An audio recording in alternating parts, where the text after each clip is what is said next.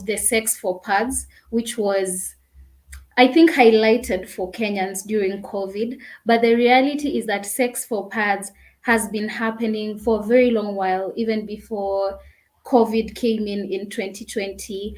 It's just that during that pandemic period where there was a lot of news broadcasting the problems that have arisen during COVID time, people are made aware of this. So menstrual poverty is a situation where in rural areas I've met girls where, since they can't afford sanitary towels, they will engage sexually, say with boda riders, who are mostly the people that were reported about. There's also on the street, we have unfortunately seen rape happening. We have seen women having to sleep with men who promise to give them cash or even buy them pads so that they can get the sanitary towels. And the situation is the same even in the slums. So in Kenya, I think menstrual poverty is a very big reason for teenage pregnancies because that's where it leads to. There is also a question, something that's currently being discussed about a degradation of moral values. That is the increase in unprotected sex in teenagers as time goes by. This is actually a discussion more in a social space rather than statistically speaking, where people are finding that teenagers of late are they have less of a, I don't know whether to call it a stigma or less moral values in terms of how they view sex and having to wait till they're 18 to be able to give consent. I think there has been a general degradation in that aspect of cultural moral values in the country, which is also a significant factor in why we're getting many teenage pregnancies.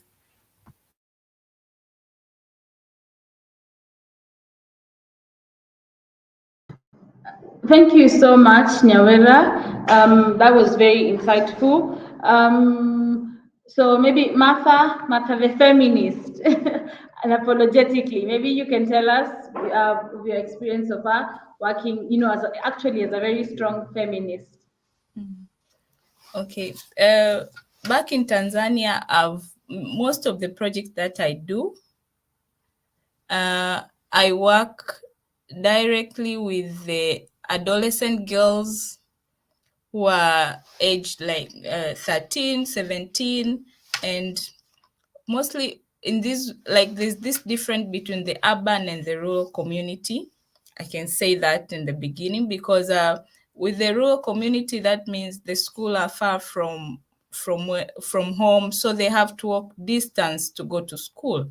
And on the process, like a girl gets tired and they just find themselves that they're being pushed into getting money from the men just for them to get something to eat on their way to school or getting a free ride to school. So this has been a push for these girls to find themselves getting pregnant. But I think the core question here, it's all about the limited knowledge that we give the girls, and in the name that once you give the sexual reproductive health knowledge, that means you are pushing a girl to engage herself into sexual acts, which is not the case because like it's the fear of the parents, I think, because what, like as an organization, when we go to these schools, like to push like to give the knowledge about sexual, how to protect yourself, because we know that these girls are sexually active, even though the parents don't want to admit it. But we are getting this backlash from the school, the parents, and also mostly the government. Like I remember we have been pushing as a country, we have been pushing for the government to introduce the comprehensive sexual education in schools, but it has never been successful because in the name that once you introduce the knowledge, then you're pushing more girls into engaging themselves sexually, which is not the case. So I think that limited knowledge and like that difference between the urban and the rural community, whereby most of these teenage pregnancy, it's the rural community that encounter because of their limited knowledge and the distance to school. I think all this sums up why we see all these girls drop out of school because of pregnancy. Yeah.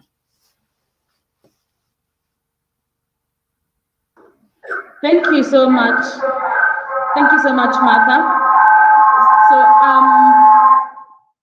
I can say that's a problem that we are facing as a region. But just before we talk about that, Martha, the lawyer, just to touch on the things that both Vera and Martha have talked about, where kids are having sex for pads, or they're facing such financial challenges that lead them to having sex. To be able to provide some things for themselves. And also when you talk about the sexual education, when it comes to the school coursework, I'd like you to just maybe give us an overview of how the situation has been maybe in Uganda, how you can say on the ground, how the situation is. Do we have also cases for financially challenged teenagers having sex for money or having sex for pads? Yes, that up until that point.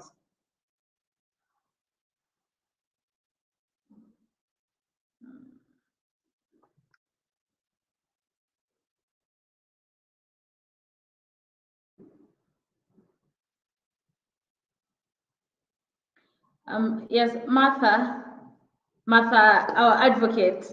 We were saying, can you maybe fill us in when it comes to the challenge of sex for pads or sex for money in Uganda? How would you say the situation is?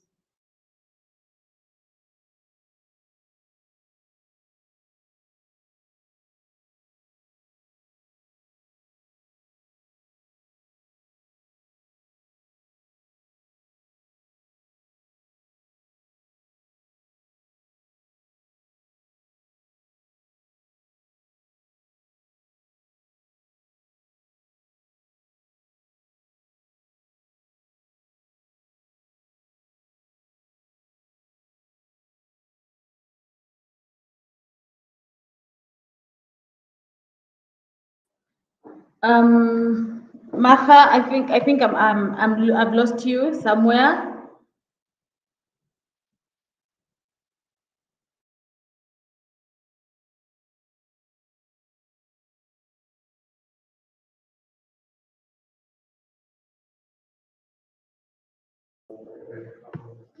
Oh, okay. So maybe before up until Martha is able to speak, we can move to the issue that Martha, that Martha the feminist has talked about. Because I was also going to get to that point where we're talking about dropouts. This is the biggest area that we'd like to cover. So many girls in the region, when they get pregnant, they are forced to drop out of school, but for one reason or another, which most of the time you find is that the schools are not accommodative to teenagers when they are pregnant. And also parents, they call this quote unquote, you are bringing shame upon the family, so you can't be seen in school pregnant, so they're forced to drop out of school. And I'd like us to just cover that a little bit. Maybe we could begin with Grace again. Nyawera.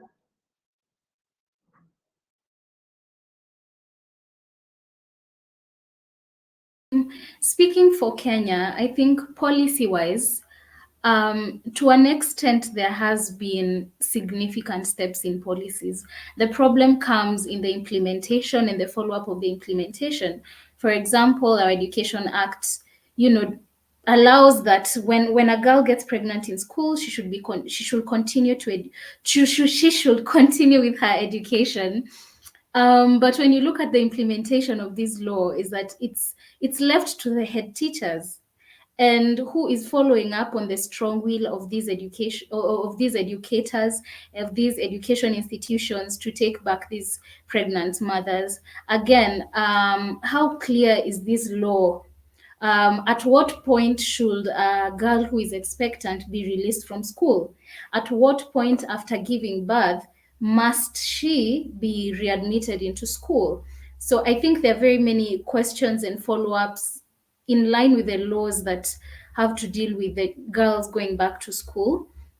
Number two, the support for institutions to also take back these girls. For example, there are very many psychological, before we go to the social part, psychological effects of teenage pregnancies on a girl. There's a lot of stigma in the school and even in their homes.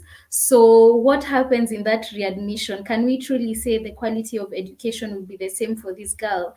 Has there been any avenue, even in the education sector, to educate teachers, workshops for head teachers, for counselors in high schools to deal with these teenage pregnancies, and just how to cater to a girl who has a teen pregnancy? Should there be, say, a random recommendation, like if there's too much stigma going on, can a head teacher write a recommendation to another school to take up a girl who was pregnant and has given birth, needs to continue with her education, maybe to save her from the stigma? I think there's some questions regarding that whole readmission process. Again, not very many girls, especially those who end up pregnant as teenagers, are even aware of the laws governing the continuation of their education. Not many, or even their families, are aware that it's their right to continue learning despite the fact that they got pregnant. So most of them are unaware. And the situation on the ground is, you'll find that schools will actually, you're pregnant, there's a lot of stigma being bashed, and some will even go to the extent of chasing you away because you got pregnant. And we rarely see a solution in line with that. So there's that fact where they're even unaware. Parents themselves, the parents to teenage mothers, not very many are even willing to, consider the continuation of their girls' education after they've gotten pregnant. So the societal mind, once a teenager has gotten pregnant, has yet taken a shift where we are able to love and understand the reality of a teenage mother, and now take the next step to ensure that the cycle of poverty is not continued. Because often, if this mother does not complete her education and she's giving birth to a child, and she does not have, and as we've said, a lot of the things that lead to teenage pregnancies, they intersect with poverty. So you'll find that the highest rate of these teenage pregnancies is in impoverished communities. That is why we have a continuous cycle of poverty, where a child is born into a poor home, a home that, say, could not afford sanitary towels for their daughter, a home with all these societal factors we're talking about that are leading to this poverty that has led to this teen pregnancy. Now there is a child in that home. What are the chances that this child would live through a better economic state? So we keep seeing a continuous cycle of poverty.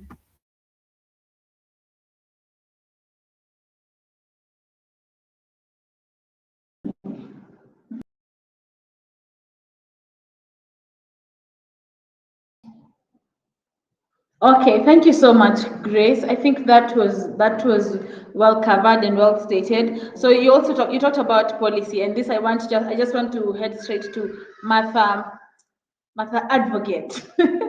And let's talk about, because you are in the legal space. I want to talk about the situation in Uganda.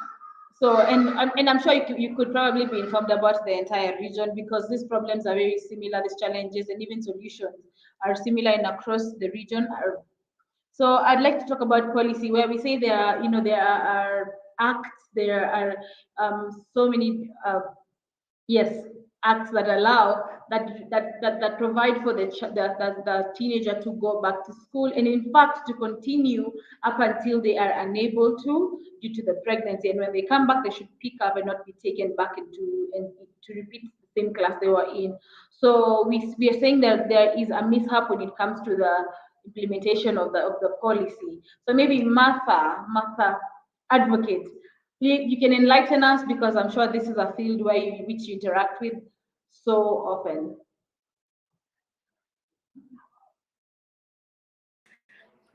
Okay. So, well, for us in Uganda, I'm going to give an example. The period when we were battling COVID, we are all very aware that there was a very high rate of teenage pregnancies. Most of the kids that had come back because of the pandemic due to lockdown were being defiled, raped by people in their community, family. So there was there was an increase in teenage pregnancies at the time.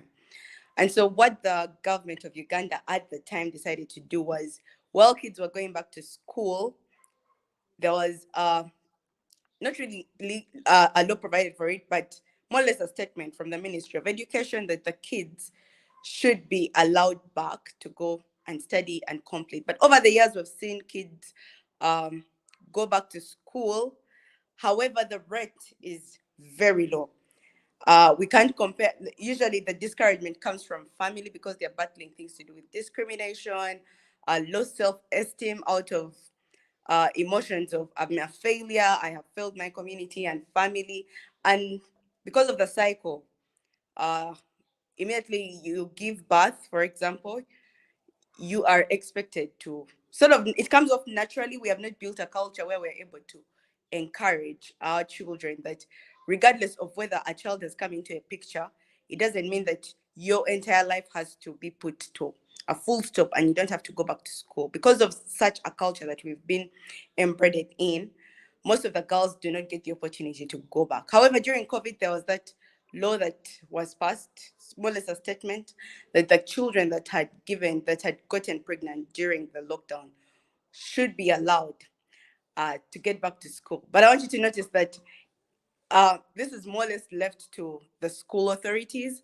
So if we do not have the facilities for the mothers to be able to go on to school and to be looked after, and all comes with that psychological and emotional state, because like I had said earlier, there is a hand of discrimination that comes with it. So just to point out the fact that is there, but the ability to implement that these girls are able to go back to school, actually study and complete, and are able to go to the next level. We're usually not able to merge that gap to follow up on the girls that have gotten pregnant. And the questions are they able to go to school and complete? It is possible. Have we provided them with that opportunity to go back to school and actually complete the stages at which they are? Not yet sure that we have been able to achieve that. And more or less the next levels are usually not achieved. However, I would just to point out the fact that I think that it's important that the girls are allowed and given that opportunity for them to complete and study. Yes, I have an example. Deep, especially from the villages. I have not very many have the opportunity to complete, but about, if I'm to give it a percentage, usually 5% of the girls that get pregnant in school are able to move on and complete. I have one of the girls that I know that was able to complete and actually become a teacher, and right now she's teaching children. But how many of those are able to, reach that level and place? I don't think it's something that we have adopted into our cultures as a country. And I think it's a policy that our government needs to look into, that because a girl has gotten pregnant, it doesn't have to bring a full stop to her life. She doesn't have to sit home and become a stay-home mother, or even a single mother, because usually in this kind of period, the boys usually tend to disappear. However, we should build ways and policies that help push a girl into school and actually complete and be able to become something for herself, so that she can actually fend for the child that she has been able to bring into this world. So yes,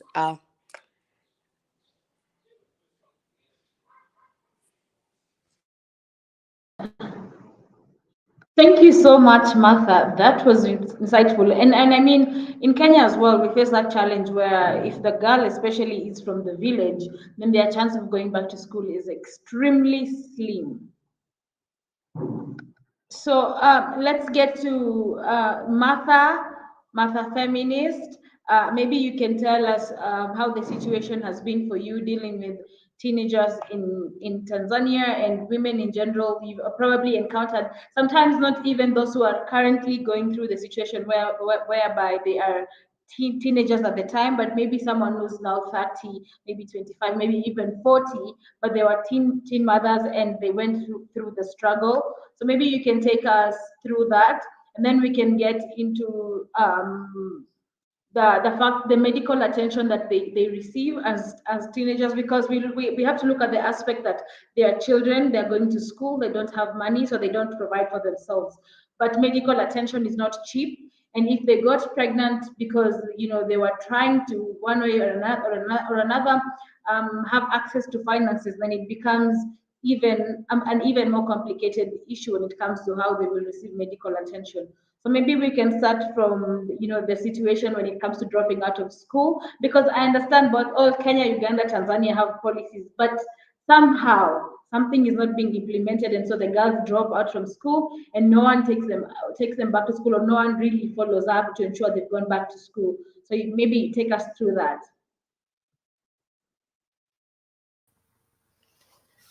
I can say when you encounter these the teenage mothers and those who have like they have the best story to tell, like they are teenage mothers and now they are successful. There are a lot of them, but you'll see that difference in terms of the economy, because for those who are successful now, they have a story to tell. Despite that they were teen mothers, it means they got the support, especially the support from the family, leave alone the government. Like the family was there to support, like go back to school. And at that time, okay, for those who are like 40 and above or 30 and above, at that time, the only option was to go to a private school.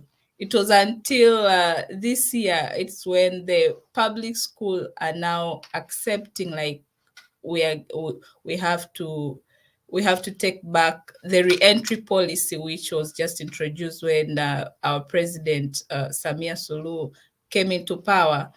It's that which is now pushing these the other teenage mothers to go back to school. But it's all the economy, because when it comes to a pregnant woman, she has a lot of needs.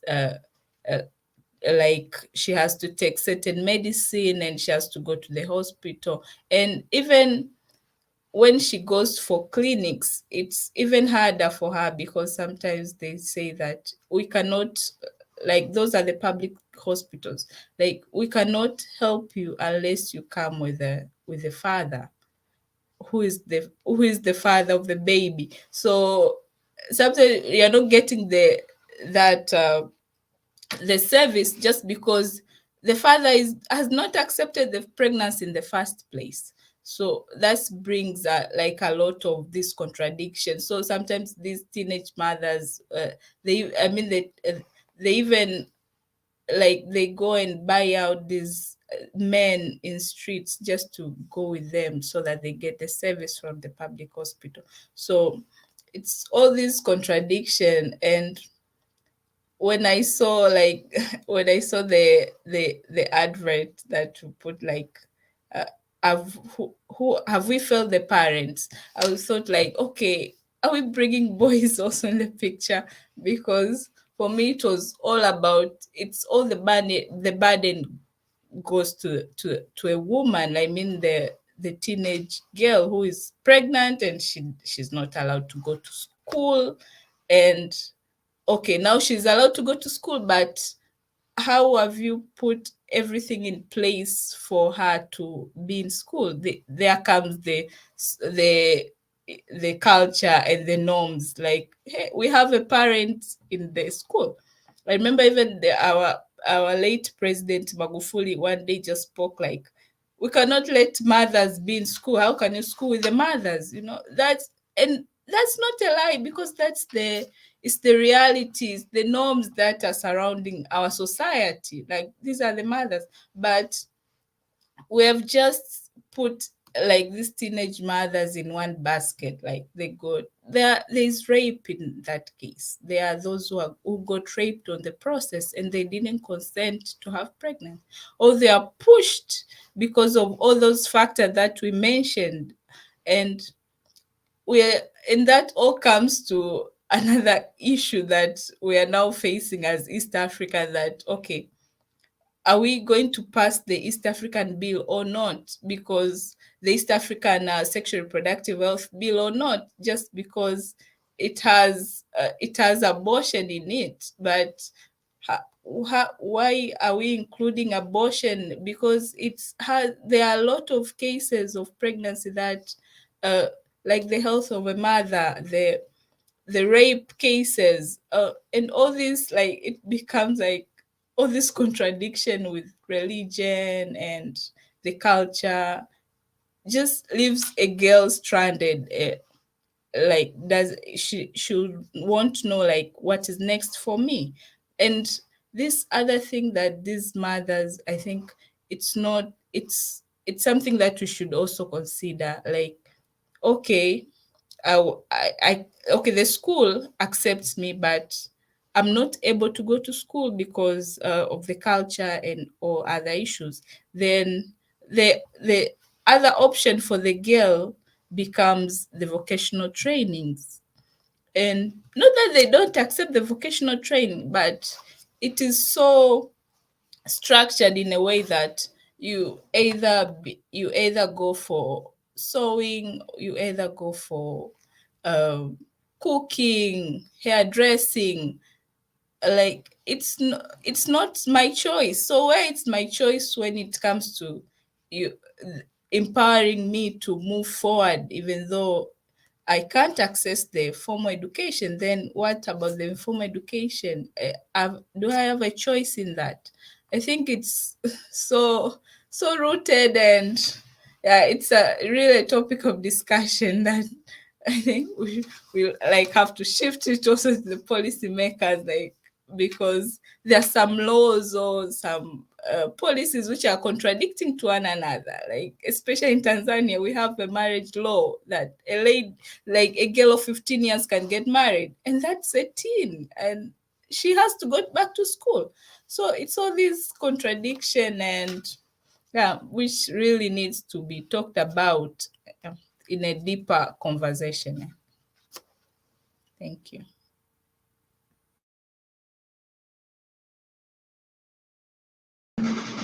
Thank you so much, Martha. This was very insightful. I did not know that Tanzania's law allows a 15-year-old to get married, which just brings me to a point that I just read in this week's paper, that Uganda also had a similar problem where, I mean, it's an East African issue, but just more recently, the Minister for Gender and Culture in Tanzania, she's talking about how she had to stop a wedding of a 9-year-old girl. So here we're talking about harmful culture where they are allowing young girls to get married. And like Martha had mentioned, Martha Advocate had talked about, when it's for girls in the village, the situation becomes worse, because even this was happening to a girl in the village. And we have to ask ourselves, when you marry a 15-year-old and when you marry a 9-year-old, is that really a wife? Can you sit down and discuss, family issues with this small girl? And I think even though we're talking about things like policies that have to bring girls back to school, so what about policies that protect them before they get into that situation? Just as we talk about the harmful culture, we have also the issue of these girls, most of them have gotten pregnant, unwillingly. And of course, we all know that if they are under 18 years old and they are not an adult, which means they cannot consent. But can we talk about the men who get these girls pregnant? Because you find there's a lot of situations where it's not a small boy, where it's their classmate and they were thinking they had no idea, of full understanding, because you just mentioned earlier about comprehensive sexual education, where schools shun from talking about sexual reproductive health and the whole sexual thing, even though we know that the kids are having sex, the teenagers are having sex. So sometimes you find that these girls have not gotten pregnant by, just their high school boyfriend. You find it's someone, probably even an uncle. Others are even raped by their own fathers.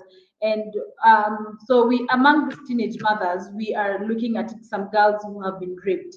So how can we address the issue of this, of the older men who are getting these girls pregnant? Because ultimately this is defilement. It's nothing legal. So maybe we could start with Martha Uganda, Martha Advocate. Please, we can start with you. We can talk about this issue where we have harmful culture and we have men who take advantage of younger girls.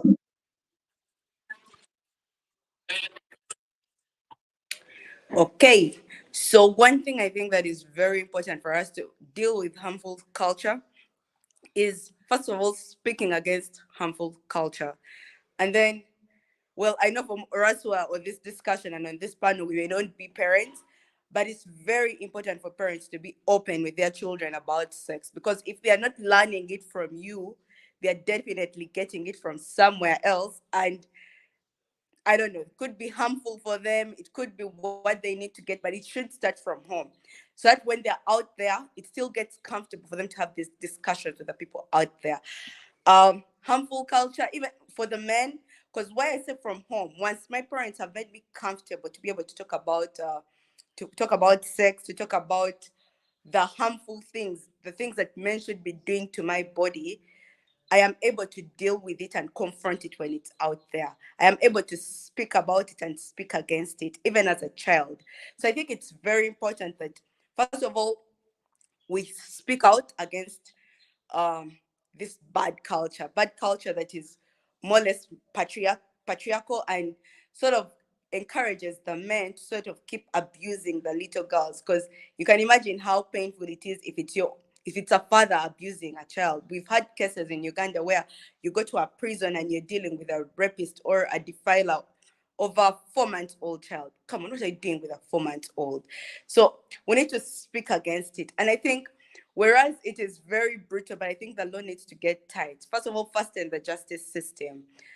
Uh, Investigations need to be, there are very many loopholes with our investigators back here. We need to sort of make that get brighter and better for us to be able to help such families meet justice, so that the perpetrators are put behind us. But then also we need to educate, like I'd say, the girl child.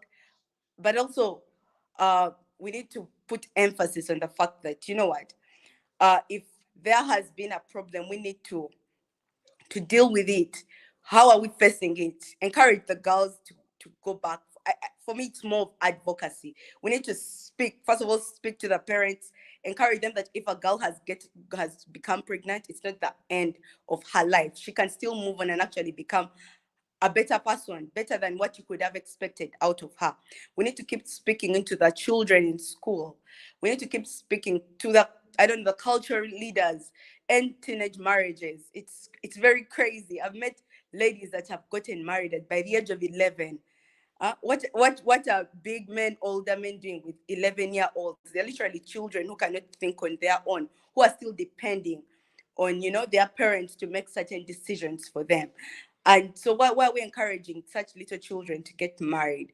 So I think for me, it's more or less of advocacy. We need to speak up. And also, if there are any loopholes, which I believe are there for our justice system, we need to be able to fill them up. If the perpetrators should be put to book and put behind bars and actually suffer the punishment for which they have been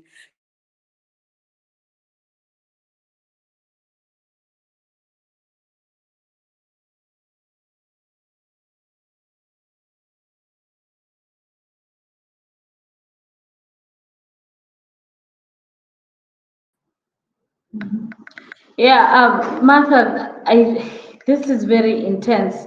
When I hear people, like Tanzania, the way Martha has just told us, Martha, the feminist, has just told us that the law allows 15-year-olds to get married, and now even talking about child brides of 9 years old, 11 years old. This is to question what we are doing as Africans, and I like that you say that we have to begin by talking to the parents to let them understand that they need to accept the children, they need to advise them, they need to talk about sexual health and sexual matters so that they don't go and get it from out there without understanding what it is they're getting themselves into, or not being confident to talk about their bodies and to even learn how to say no. So I'd like us to, before we get back to that point, because I understand Martha was cut off at some point by the internet connection. So can we talk about the psychological implications that these things have to the girls, and how, I don't know about how you guys have interacted with different situations, but I can say that in most schools there is no enough support, counseling from from the at home to the school, even out there in society, even in the hospital section. Like the maternity wing there for the teenagers, there is no enough counseling being offered, psychological assistance to these teenagers. Maybe Nyawera can take us first when it comes to this.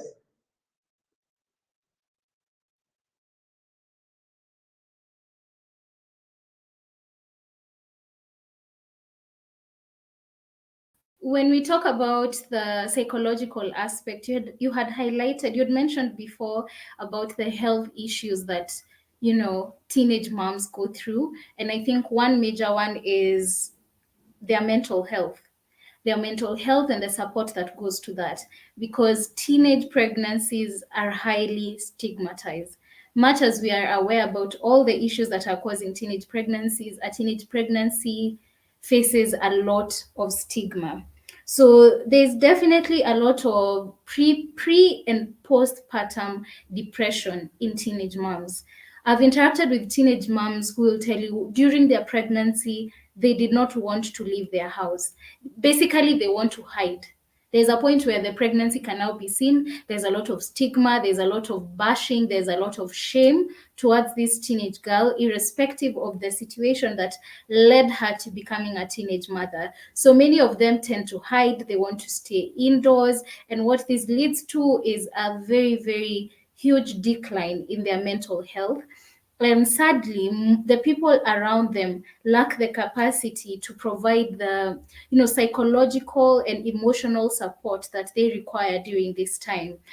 A deprivation in mental health just ends up affecting other aspects of their health. For example, they're supposed to be going for clinics and things like that. In the rural areas, we've interacted with girls who will miss their clinic days because they're going to the clinic in the local hospital. The people working in the local dispensary are people in their locality. They've been hiding this pregnancy. They do not want people to find out that they are pregnant when they actually go for their clinics. So they miss out on a lot of stages you need to go through even before giving birth. There are some who go to the extent of attempting births at home. There are some who try to abort the children. So all of this is stemming from the psychological aspect of a teenage pregnancy and how it trickles down to affect their actual physical health now, because there are very many teenagers that attempt to abort. They don't have avenues for this abortion. They're using illegal means, people who promise they can abort them. They're trying out DIYs in the house, anything to get rid of what they are psychologically perceiving as something shameful, which eventually, unfortunately for some, leads even to death of the child and even of the teenage mother. So there's also that. And also after the birth, if you look at statistically, you'll notice that teenage pregnancies often suffer some problems like like a lower birth weight. Some will even have a preterm birth. They have the birth before they've completed the 9 months. Things like that, they stem from the psychological part and end up affecting them even physically. There's also education, which we've already talked about. Just the mental stress leads even those who have an avenue to continue with education will choose not to continue with education. Also on the psychological health of teenage mothers, As we are pointing out here, teenage pregnancies intersect with a lot of broadband problems that are affecting people who are impoverished. And one thing that has been seen in Kenya is a very high HIV rate amongst teenagers. So, being not just a teenage mother or pregnant as a teenager, you now also have these HIV and AIDS, and there's just the psychological burden of figuring out how to now leave this new space that you've gotten into. You're HIV positive, you're now pregnant, you've dropped out of school, you don't have any support from outside. Instead, there's a lot of stigma that heavily affects the psychological health of teenage mothers. It also affects them physically, because HIV and AIDS, you'll need treatment, you'll need a lot of counseling, most of which is not always available. And unfortunately, we as a country are really facing a high rate of HIV and AIDS in teenagers. I think mostly that, in terms of, I feel like the psychological health of teenage mothers, as I've pointed out, has a broadband effect on their own physical health and well-being. And it's true, as Mother has highlighted, the education is a big factor on how teenage pregnancies are being handled. The sexual and reproductive health in schools is barely comprehensive. There are laws providing for it. There is a definitive law on the amount of sexual health education that's supposed to be carried out in Kenya. But the reality is that instead of this sexual health education, what you find is more of a, for lack of a better word, fear mongering. You better not get pregnant because you will not be a virgin and no one will marry you. And what does that do to prevent teenage pregnancies? So I think the education is definitely something we should discuss as a solution to help teenage mothers.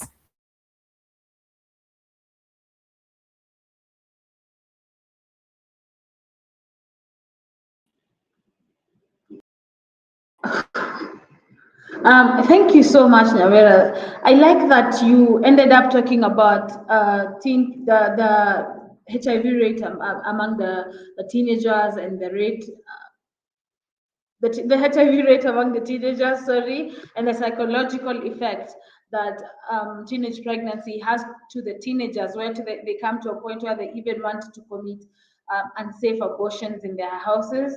And before I just delve deeper into that, I was reading a statistic by UNICEF, and they said 1 in every 5 teenagers in East Africa, Kenya, Uganda, Tanzania, is likely either pregnant or already has their first child.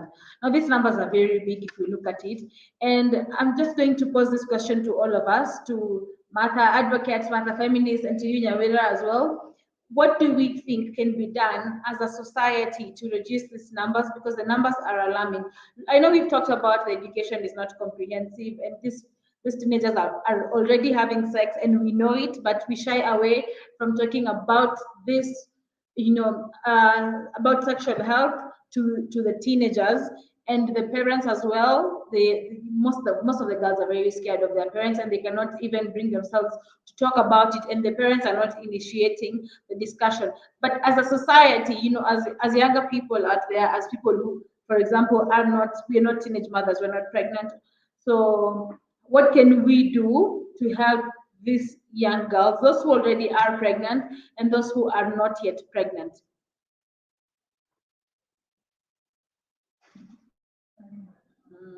Martha feminist, we can start with you here.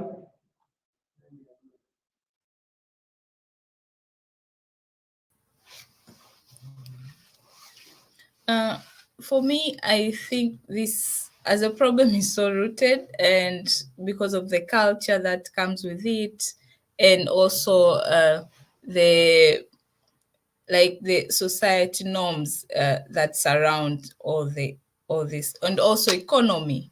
But I think our starting point can be the law that are so straining to a point that it becomes so difficult even to dare to impregnate a girl in the first place, because that can be a starting point. And I know changing some of these law can be so hard because of the power. At some point, we should think like, who is benefiting from all this? Yes, because once you know who is benefiting, then at least we are getting a starting point of how to tackle the problem.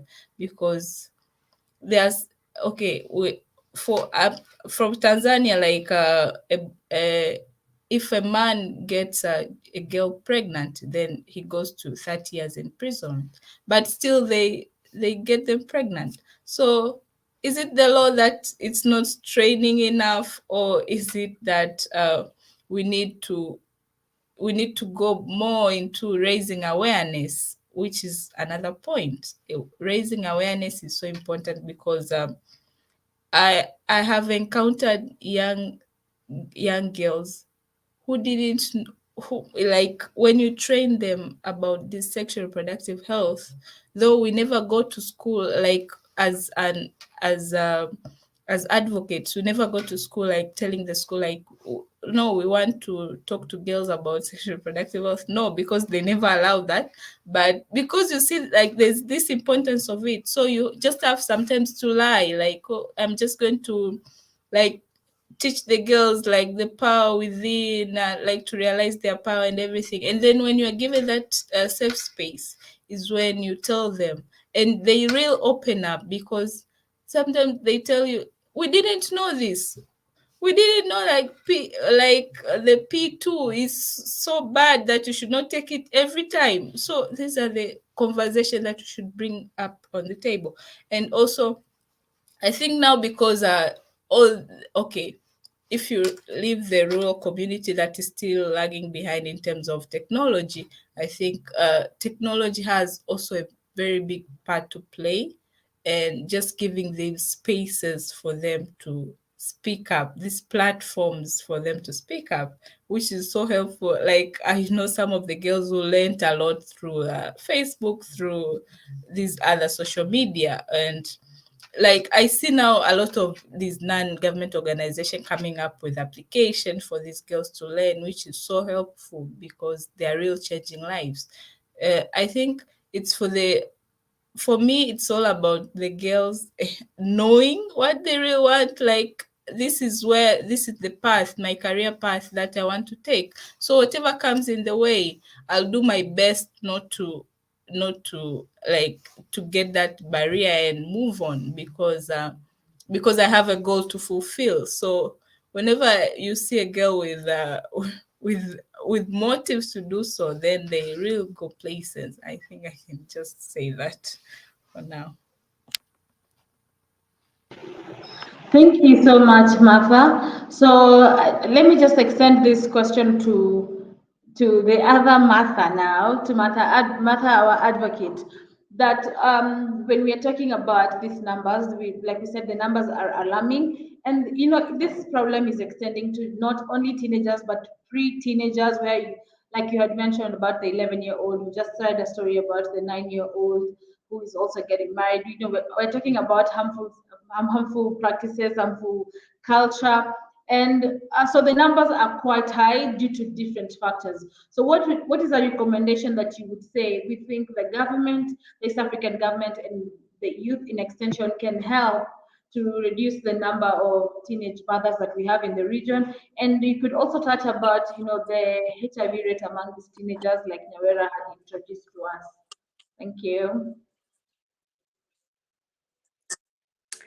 Okay, so first and foremost, we all agree that things to do with gender inequality and inequality in regards to income is one of the things that have sort of had an increase in uh, teenage pregnancies, and why girls are getting pregnant, why they are still teenagers.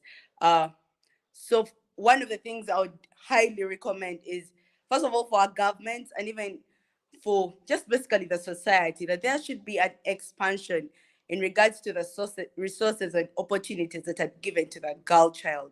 That it's very important that as you're creating opportunities for for let's say a community, a higher percentage should be there should be high attention given, a special kind of attention given to the teenage girls, because once you're able to empower them in regards to their resources, opportunities, um Martha, my namesake, had talked about things to do with, going, they usually go out into schools and they're talking to girls about the power within. When girls are able to discover that, you know what, it's not just about, um, me, my body being used, or uh, me falling into situations that get me pregnant, but regardless of whether I get pregnant or not, I have a goal.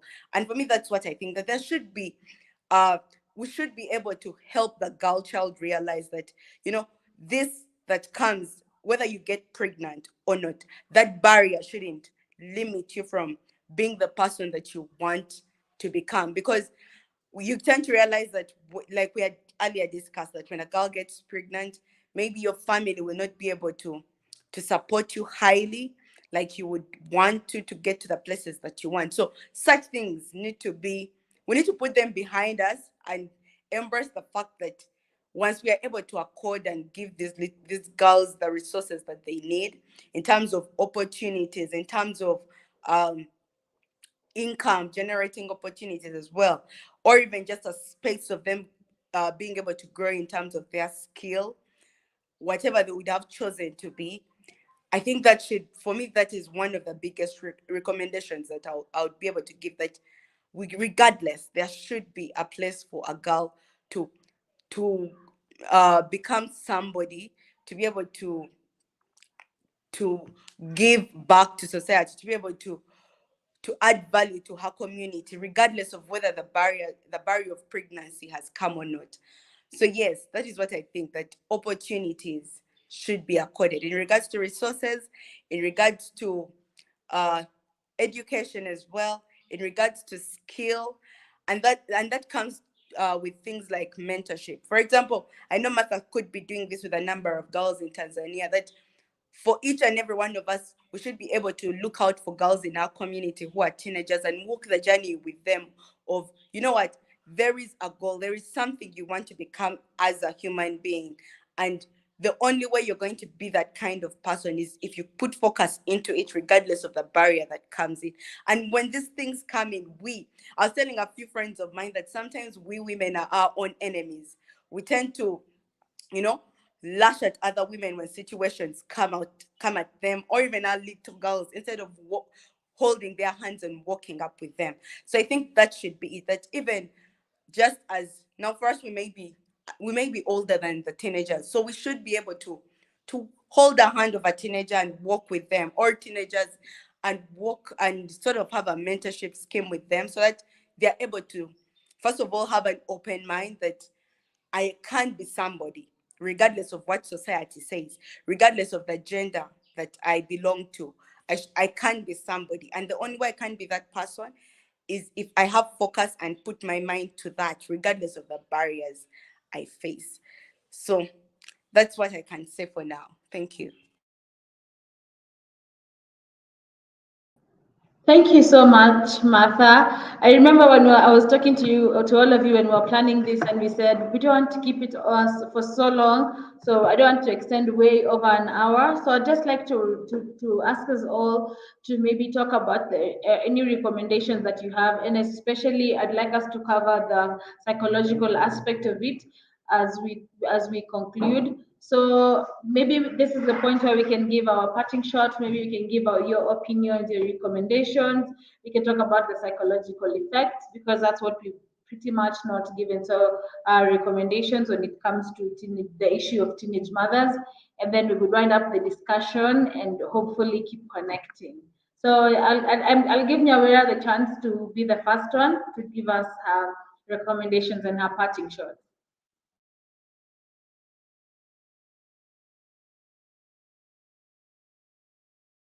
Thank you so much, Anyona. Thank you to both mothers. My recommendation would be we address the issue of teenage pregnancies. As a big body, again, we can't just hand all the responsibility to the government. So my recommendation would be to 5 institutions. The first one, of course, is the government.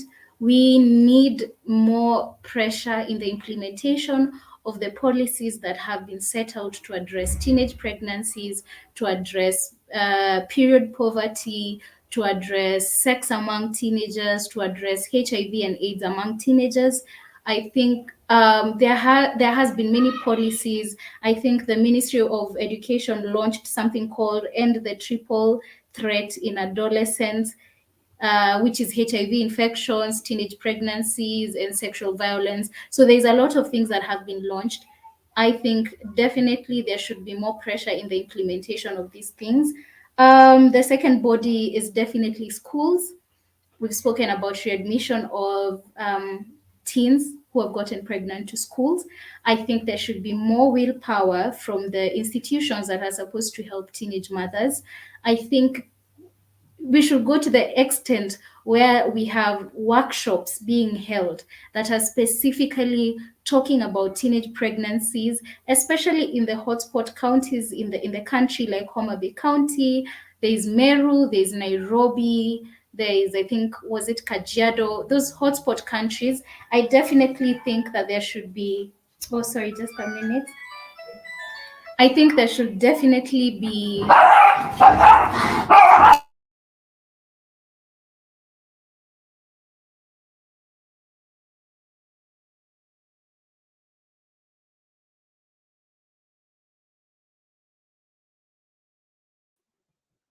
Thank you, Nyawera. Maybe we'll give you a chance to continue later on after the interruption. Let me go to Martha Feminist. Maybe I understand you have some commitments after this, so maybe you can give us your recommendations, conclusions that you have when it comes to this topic. I know it's a broad topic. We will keep discussing it. We'll keep, talking about it on social media. We'll probably get to have a follow-up session later on, hopefully in 2023. But as of now, I'd like to hear your conclusion and your recommendation when it comes to teenage mothers. Martha from Tanzania. I think the first thing is also going through having these youth-friendly health services, and it starts with training these the health providers how to deal with these youth who come to them for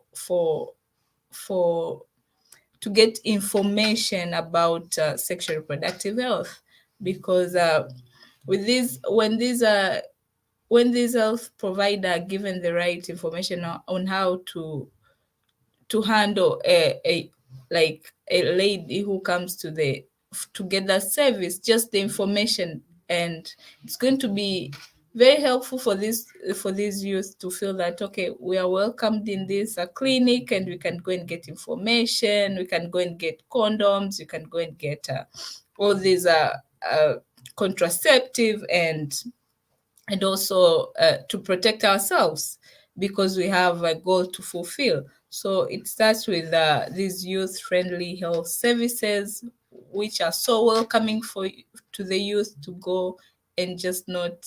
So we see a lot of these health services that you'll find the friend of your mother who is there, and immediately you go to that clinic, they immediately tell your parents that your child was here. She was asking about contraceptive, which is not what we really want to push for.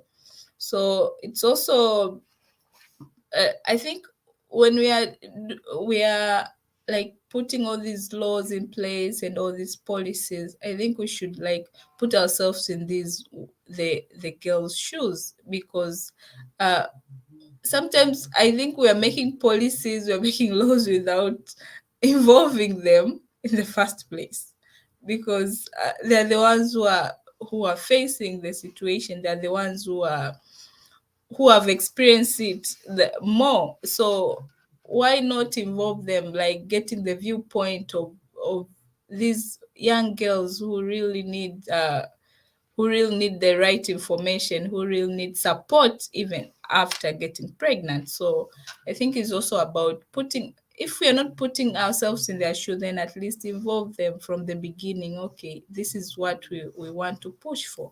So what's your opinion? What can we do as a country so that we push for these agendas? What can we do as East Africans to push for this agenda? Because at the end of the day, like these successful stories that we get of the girls who got pregnant and now they're doing wonders, it's a proof that pregnancy is not the end of everything. So I think it's all about being so friendly to them through these health services, and also like making laws which are so involving and so like so like changing, and not just okay, let's just do 30 years imprisonment, or let's just take them back to school. Where what else after taking me back to school? How are you like accepting me back to school? Yes.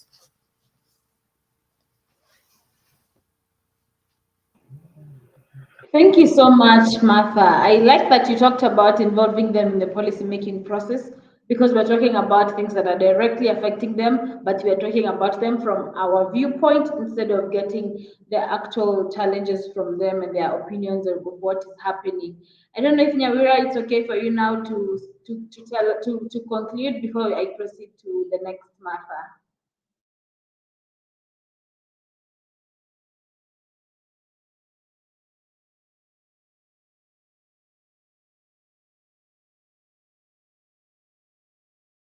I'm sorry, Eileen, I had lost you for a minute. Could you repeat what you just said? Just 1 minute. I was just talking about, I said the way you were interrupted. Maybe you had not finished telling us, giving us your conclusions and your recommendations in your conclusion before you got interrupted. So we were just asking that maybe you could finish up that before we proceed to our final Martha. Okay, thank you. I think I'd highlighted about the government and recommendations for that. I was putting recommendation for schools where I was saying I think schools should go to the extent of holding workshops with their teachers and head teachers, where the workshops are specifically, where they're mandated to specifically address the issue of teenage pregnancies, especially in the hotspot counties. I think definitely even in the education of the people who are currently learning to become teachers and will be teaching at any school level, they should be learning a comprehensive sexual and reproductive health syllabus that they shall use to educate the children. They are educated on how to psychologically connect with teenagers, because many teachers are also quite shy. You speak to, when you go to institutions and we're offering menstrual health education, you learn that the teachers teaching life skills. They're wondering now, how do I start teaching students about condoms and things like that? Yet it's something that it's provided for, but they don't know how to teach it without sounding like they're encouraging the teenagers to engage in sexual activities and things like that. So I think there's a lot that can go to the education system in addressing this issue, specifically in the hotspot regions. And then there's religious institutions. I believe that the churches also have a role to play. Number one, in killing the stigma that is given to teenage moms. There's a lot that churches can do regarding that. There's a lot that churches can do to condemn the engaging in sexual activities where adults are engaging with children, that is defilement. um, there's a lot of silence even in families where there are people raping, because some of these teenagers get pregnant by people who are in their families, their uncles, their dads, the men in their life. I think there's a role the church has to play in addressing that. There's a role churches have to play in, offering counseling sessions, and the church just being educated about the laws governing this, so that when families come to them, because in our society many people turn to their pastors, many people turn to their churches. So how equipped are these churches when a believer comes to them? So what role do they have to play in that? I believe churches should also invest in addressing the issues. And then there is, civil societies. For example, those of us on this panel, I think we are all handling teenage pregnancies and teenagers before and after pregnancies in different avenues. I think it should continue. I think the general public should continue to offer support to societies that are helping teenage mothers. I'm a partner at an NGO, for example, in Kibera. It's called Global Vision Achievers. They're doing a wonderful job by providing an avenue for the continuation of education for teenage mothers. So they're given financial education, they're given what is this, computer skills, all these things they are taught in this institution. My organization Rafiki offers sexual and reproductive health education to teen moms, because you'll notice that after the first pregnancy they already did not know about contraceptives, they already did not know about all these things, and it's time to inform teenagers with that. So civil societies should continue with what they're doing. Speak Up, for example, is such a wonderful platform that is making people aware of the situations and the problems that teenage mothers are facing. So I thank Speak Up, and I hope to see a continuation of the same, so that we can stop shunning them and move to supporting teenage mothers. And finally, the general public, I think I would recommend that we speak up about the reality of teenage pregnancy. We have social media platforms. Let's bring our government, religious institutions, everyone to the attention of how high the rate of teenage pregnancy is. When you say 1 in 5 teenagers are already pregnant or they're teenage mothers, that is a cause for alarm. The high rate of HIV, 50% of the teenage pregnancy, this is from the same statistical data that was released, showing the 1 in 5 teenagers, shows that 50% of these pregnancies are usually from mothers who are HIV positive. So there is cause for alarm and for us to spread awareness. So I think the general public should speak out on, teenage pregnancies, HIV and AIDS in teens, and all these things that are leading to what we're discussing today. Thank you.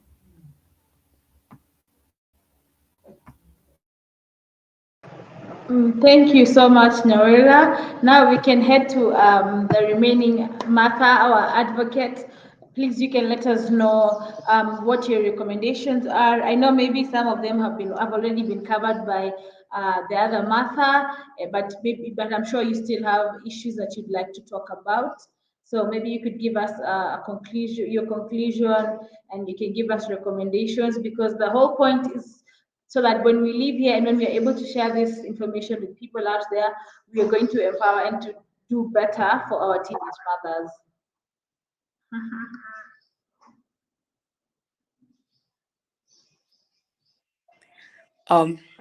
Okay, so I think what we are doing here is one of the things we need to keep doing, speaking up.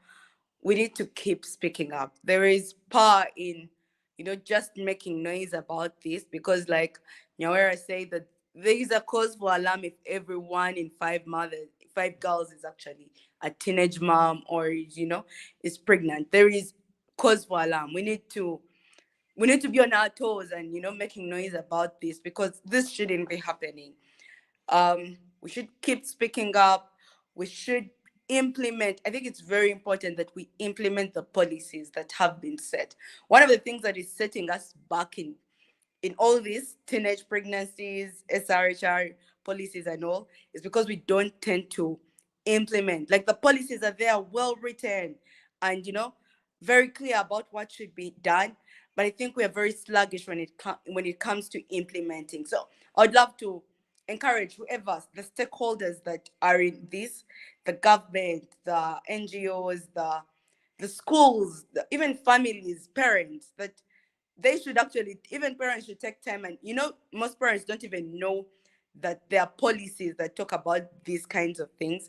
So I think it's very important that we implement, that each and every one takes up their role and sees how they can come into the sports field, coming together as key players in all this, to come and bring this to one end, and or even at least bring it down until we're able to bring it to a total end. So I think that's it for me. We need to speak up and implement the policies that have been set up. So thank you so much.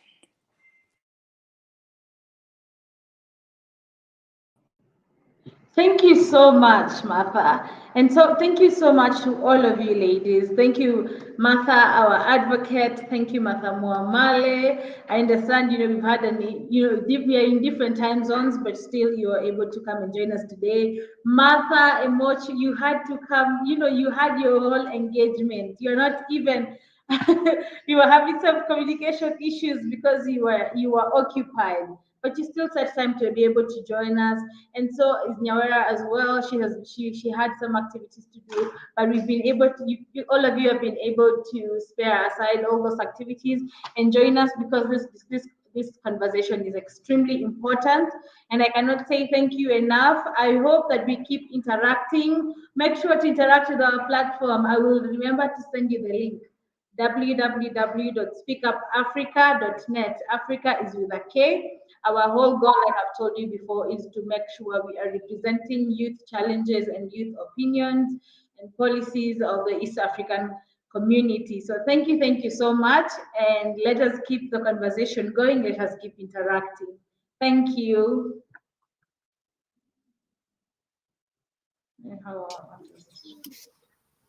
Thank Yes. Yes, thank you so much. you. Okay.